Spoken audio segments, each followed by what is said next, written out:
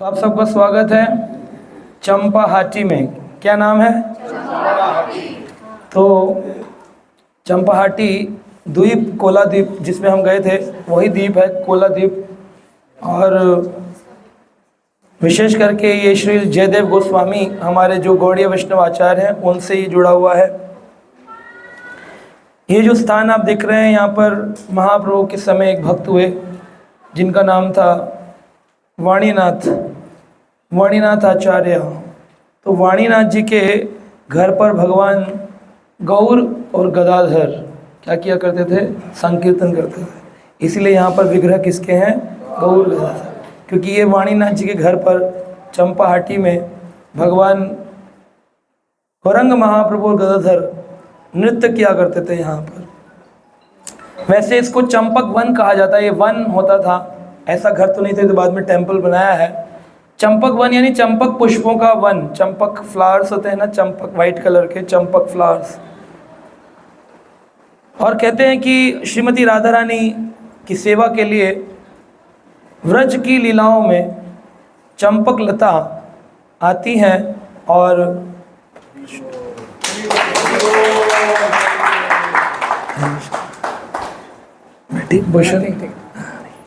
तो चंपक लता आती हैं और चंपा पुष्पों का चयन करती हैं। यहाँ पर इस स्थान को व्रज मंडल के खदीरा वन के समरूप भी बताया जाता है। कलयुग में लोग इस वन से चंपक पुष्पों को तोड़ करके और बाज़ार में बेचते थे। तो जब बाज़ार होता है तो उसको बंगाली में क्या बोलते हैं? हाट। और क्योंकि चंपक फ्लावर्स हैं, चंपक पुष्प हैं, इसलिए उसका नाम चंपाहाटी। तो चंपक लता से भी जुड़ा है, चंपक पुष्पों से भी जुड़ा है। विशेष करके श्री जयदेव गोस्वामी जो हमारे वैष्णवाचार्य, जिनके श्री राधा माधव विग्रह आज गुप्त वृंदावन जयपुर में विराजमान है, हम लोग ने दर्शन किया है। जयदेव गोस्वामी को हमेशा प्रसिद्धि पाई, उन्होंने उनका महिमा मंडित है। इसका कारण है 10 अवतार स्तोत्र का रचन किया और प्रमुख गीत गोविंद ग्रंथ की रचना उन्होंने की। आज से तकरीबन 1000 साल पहले, भगवान चैतन्य के प्रकट होने से पहले 12th सेंचुरी 12वीं शताब्दी में जयदेव गोस्वामी इसी स्थान पर जहाँ हम हैं रहा करते थे। जयदेव गोस्वामी भगवान के इतने उच्च कोटि के भक्त हैं जिनके लिए झोपड़ी बनाने के लिए जिस हट में वो रहते थे, स्वयं भगवान कृष्ण ने उनकी हट, जो झोपड़ी, वो घर उनका तैयार किया। वो लाते थे जंगल से घास फूस और उनको भगवान माधव जो थे वो राधा रानी और माधव मिलकर के बनाया करते थे। तो यहाँ पर बताते हैं 10 अवतार स्तव रचिला तथाए, सही स्तव लक्ष्मणे हस्ते कभु जाए। वहाँ रहते हुए जयदेव ने 10 अवतार स्तोत्र की रचना करी जो राजा लक्ष्मण सेन के ध्यान में आई। तो यहाँ पर एक राजा थे जिनका नाम था राजा लक्ष्मण सेन। परमानंद स्तव करीला पठन, जिज्ञासिला राजा स्तव केला कौन जन। राजा के मन में बड़ी जिज्ञासा, ये तो बड़ा अच्छा है। आपने सुना है 10 तार स्रोत कौन सा है? हाँ, प्रलय पयोधर जल, जो है केशव धृता मीन शरीरा जय जगदीश हरे। केशव धृता कूर्म शरीरा जय जगदीश हरे। केशव धृता वरहा रूपा जय जगदीश हरे। केशव धृता नरहरि रूपा जय।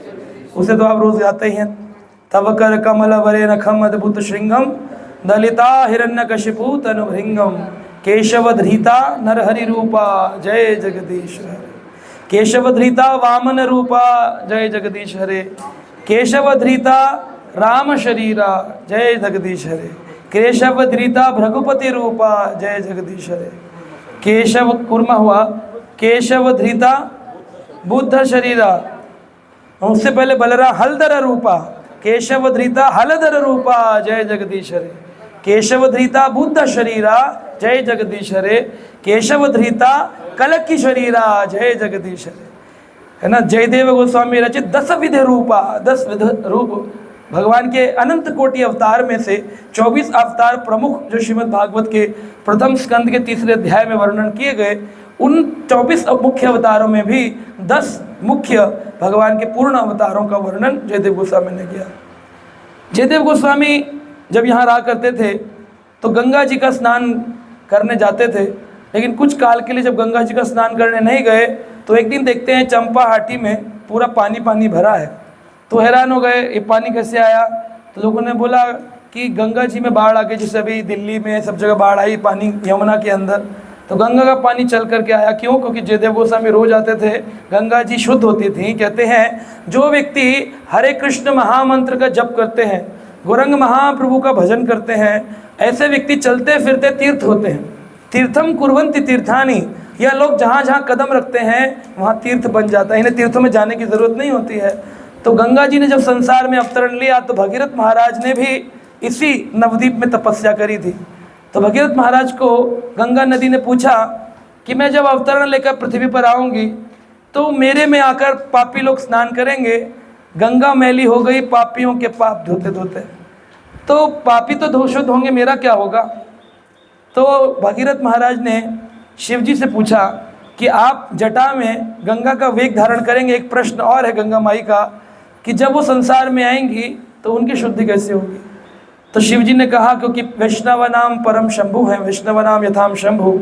शिव जी बोले जाकर के बोलो कलयुग में भगवान का नाम जपने वाले लोग जब जोर जोर से क्या बोलेंगे, गौरांगा गौरांगा गौरांगा। जब लोग गौरंग गंगा बोल के गंगा में पैर रखेंगे तो वो गंगा से शुद्ध नहीं होंगे, गंगा माई ऐसे भक्तों से शुद्ध हो जाएंगी। ये कितना ऊंचा सिद्धांत शिव जी ने प्रस्तुत किया। हरि नाम शुद्ध नाम जपने वाला गंगा को भी पवित्र करता है।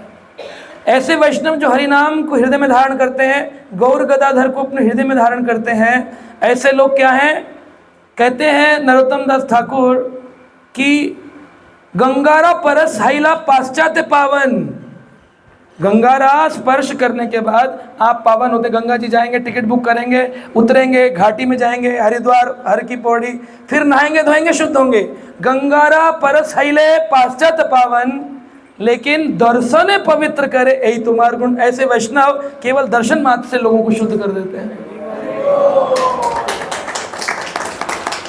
जैसे हमारे प्रभु जी यहाँ हैं, महाराज जी गौर गदाधर की सेवा में है, इस चंपाहाटी में रहने का सौभाग्य प्राप्त है, सेवारत हैं। ऐसे वैष्णवों के दर्शन मात्र से क्या होता है, हमारा जीवन शुद्ध और पवित्र होता है।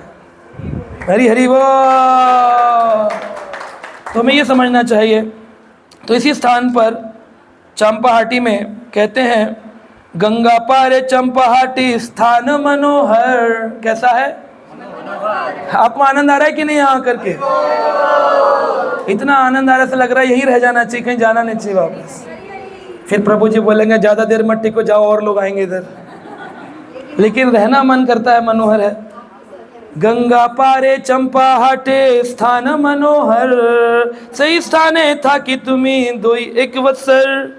गंगा नदी के पश्चिम तट पर चंपाहाटी नाम का एक बहुत ही सुंदर स्थान है। कृपया करके मेरा विनम्र अनुरोध स्वीकार करें, वहाँ 1 या 2 वर्षों तक वास करें। किसने कहा? लक्ष्मण सेन ने कहा। लक्ष्मण सेन राजा ने कहा जयदेव जी मैं चाहता हूँ आप कहाँ रहिए, चंपाहाटी में कुछ साल के लिए रहिए, 1-2 वर्ष तो रहिए। तो जब लक्ष्मण सेन राजा ने कहा तो उन्होंने स्वीकार किया, कहा ठीक है। राजा रा वचन सुनी महाकवि वर, बड़े महान कवि थे। समस्त हैया बोले वचन सत्वर, उन्होंने इस वचन को सत्य करने को कहा। यद्यपि विषयी तुम्ही, यही राज्य तुम्हार, तुम विषयी राजा हो, ये राज्य तुम्हारा है। क्योंकि राजा लोग कैसे होते हैं, धन दौलत के आसक्त विषयी होते हैं, और साधु पुरुषों को विषयी लोगों से मतलब नहीं होता। जैसे वृंदावन में जब श्री हरिदास रहा करते थे तो अकबर ने एक बार बुलाया, बोले हरिदास जी को बुलाओ। तानसेन के गुरु थे, बोले बुलाओ बुलाओ। जब तानसेन इतना सुंदर शुद्ध भजन गाते हैं तो इनके गुरु हरिदास जिन्हें बैजू बावरा, ये कैसे भजन गाते होंगे, बुलाओ हरिदास जी को। तो हरिदास जी के पास खबर आई चिट्ठी में कि अकबर ने बुलाया आपको, कह रहे हैं वहाँ राजमहल में आपका भजन होगा। मान लीजिए आज हमें पार्लियामेंट में कथा करने का मौका मिले तो हम कितने खुश होंगे? कितने खुश होंगे? बहुत खुश होंगे। आपको प्रधानमंत्री बोले कि मुनीर का अपार्टमेंट वालों को बुलाया जा रहा है कथा करने के लिए लेकिन सच्चाई क्या है? हरिदास क्या बोले? हरिदास बोले मैं नहीं जाऊंगा, विषयी राजा तुम्ही, यही राज्य तुम्हारा। ऐसे ही कृष्णदास, ऐसे ही जयदेव ने मना कर दिया। तो उन्होंने कहा कि एक भक्त को एक राजा से क्या मतलब? आवत जावत पन्हैया टूटे, विसर जाए हरिनाम, संतन को कहा सीकरी सो काम। संत पुरुषों को राजाओं से क्या मतलब है? आने जाने में मेरे पैर और दर्द करेंगे, मोबी जोक्स खाना पड़ेगा। आवत जावत पन्हैया टूटे, बिसर जाए हरिनाम, अरे संतन को कहा सीकरी सो काम। हरिदास जी ने बोला था।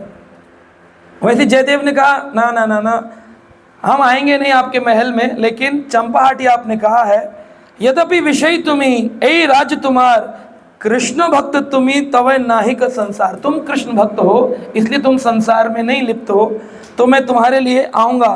परीक्षा करते आमी विषय बलिया, राजा ने बोला तुमने मेरी परीक्षा ली और मुझे विषय बोला है। संभाषणो तुम तबु तुम्ही सहिला सुनिया, राजा होने पर भी आपने मेरी बात को सहन कर लिया और आप मेरी बात को मानकर यहाँ रहे। श्री कृष्ण भक्तों का ये स्वाभाविक गुण बताया गया है कि वो विनम्र होते हैं और वो अपना दिखावा नहीं करते अपने ज्ञान का, अपनी शक्ति का, अपने धन का, अपने बल का। जिन लोगों के पास अधिक बल, अधिक ज्ञान होता है, कुंती महारानी कहती हैं कि वो व्यक्ति भगवान की शरण में नहीं जा सकता। जिस व्यक्ति के पास अधिक धन है, अधिक सुंदरता है, अधिक ज्ञान है, अधिक ऊंचा कुल है, वो व्यक्ति भगवान की शरण में नहीं आता। क्यों? एतमाद मद पुमान, मद के कारण, अहंकार के कारण व्यक्ति भगवान की शरण में नहीं जाता है। तो चंपाहाटी में बुलाया गया। चंपाहाटे आमी किच्छु दिनो रहीबा, परमानेंट नहीं रहूंगा, किच्छु दिनो रहीबा, गोपीनाथ भी तुम्ही छड़िया वैभव। और राजा, क्योंकि तुम मुझे महल में मिलना चाहते हो तो गुप्त रूप से तुम भी यहाँ आया करना। मैं जब चंपाहाटी में रहूँगा तो लक्ष्मण सेन से कहा तुम भी यहाँ आया करना। राजा ये बात सुनकर के बड़े प्रसन्न हुए और जयदेव राग मार्ग के आधार पर स्वयं को कृष्ण भजन के व्यस्त रखते थे। राग भक्त थे, रागनु का भक्त बताया गया उनको। दो प्रकार के भक्त हैं, वैदी भक्त और रागनु का भक्त। वैदी भक्त औपचारिकता में, षोडश उपचार में लगते हैं, लेकिन जो राग भक्त होते हैं वो उपचार में नहीं लगते हैं। वो रात दिन हरिनाम कीर्तन हृदय से चलता है, रात दिन उनका निरंतर अकिंचन भजन करते हैं, बिना किसी इच्छा के, अहिर्निश दिन और रात ऐसे लातों भजन करते हैं। तो यहाँ पर पद्मावती माता जयदेव गोस्वामी की जो पत्नी है, दोनों यहाँ पर कुटिया बनाकर रहने लगे। पद्मावती देवी आने चंपकेरा भारा, जयदेव पूजे कृष्ण नंदेर कुमार। और यहाँ पर नंद कुमार की पूजा दोनों करते थे, कृष्ण भजन, और अनेक अनेक कवियाँ रचना करते थे। गंगा के लिए स्नान करने जाया करते थे जयदेव जी, और पद्मावती पीछे बैठ करके उनके लिए भोजन बनाते थे। तो जयदेव गोस्वामी के मन में एक विचार आया कि मैं गीत गोविंद, एक ऐसा गीत लिखूं जो भगवान कृष्ण को प्रिय हो। अब कैसे लिखें? तो दो प्रकार की स्थिति है, एक मानसिक स्थिति, एक समाधि स्थिति। जो भी विचार भक्त के मन में होते हैं और अगर वो उसे व्यक्त करता है तो मानसिक स्थिति के ग्रंथ मानसिक ग्रंथ होते हैं। परंतु जब वो व्यक्ति मानसिक स्थिति पर लीलाओं में प्रवेश करता है और समाधिस्थ होता है तो उसको समाधि ग्रंथ कहते हैं। जैसे रामचरितमानस, श्रीमद् भागवतम, वेद व्यास जब समाधिस्थ हुए नारद मुनि से सुनकर, तब उन्होंने समाधि ग्रंथ की रचना करी। तुलसीदास जी ने जब वाल्मीकि रामायण का श्रवण किया तो उन्होंने समाधिस्थ ग्रंथ की रामचरितमानस की रचना करी। तो जयदेव गोस्वामी कृष्ण भजन, कृष्ण कथा सुनते थे, मन था लिखने का कुछ भगवान के बारे में, गीता गोविंद जो बाद में आया। तो उन्होंने पद्मावती को बोला, आज मुझसे बड़ा एक अपराध हो गया। मैंने विचारों में क्या सोचा कि राधा रानी के चरण के नीचे कृष्ण प्रणाम करते हैं, उनकी उपासना करते राधा के चरणों में। अरे ये किसके पुजारी हैं? कृष्ण के। ये तो एकदम सोच करके बौखला गए, बोले ऐसा कैसे हो सकता है, मेरे विचार में ऐसा कैसे आ गया कि राधा के चरण कृष्ण पकड़ते हैं? ना ना ना ना, ये तो विचार अच्छा विचार नहीं है। तो बोले मन को शुद्ध करेंगे, तन को शुद्ध करेंगे, गंगा जी में स्नान करेंगे। तो पद्मावती को बोले भोजन बना के तैयार रहो, मैं गंगा से स्नान करके आता हूँ। और जहाँ विचार आया था वहीं कलम रख करके स्नान करने चले गए। थोड़ी दूरी गए थे, वापस आ गए थोड़ी देर बाद। तो पद्मावती हैरान हो गए, बोले इतनी जल्दी आ गए स्वामी? हाँ, बोले मुझे वो याद आ गया कि क्या लिखना है, कहाँ है मेरा ग्रंथ? तो बोली अरे आप ही ने तो रखा था, ये रहा। तो ग्रंथ उठा करके दिया, उन्होंने उस पद को पूर्ण किया। पद पूर्ण करने के बाद बोले प्रसाद कहाँ है? प्रसाद पाया। प्रसाद पाने के बाद बोले अभी मैं जाता हूँ और स्नान करके आता हूँ कि मैं पद पूर्ण करने आ गया था। अब ये समझ नहीं पाई कैसे स्नान किए बिना प्रसाद पा गए, ऐसे तो हो नहीं सकता है। मन में विचार था, तो बोले गए होंगे, ठीक है, पति देव के सामने पत्नी बोलती नहीं थी। कलयुग की बात अलग है, कलयुग की बात अलग, कलयुग में बोलती है। लेकिन उसी कलयुग में जयदेव गोस्वामी 1000 साल पहले ऐसी स्थिति नहीं थी। लेकिन आज की स्थिति अलग है, आजकल तो पत्नी ही बोलती है।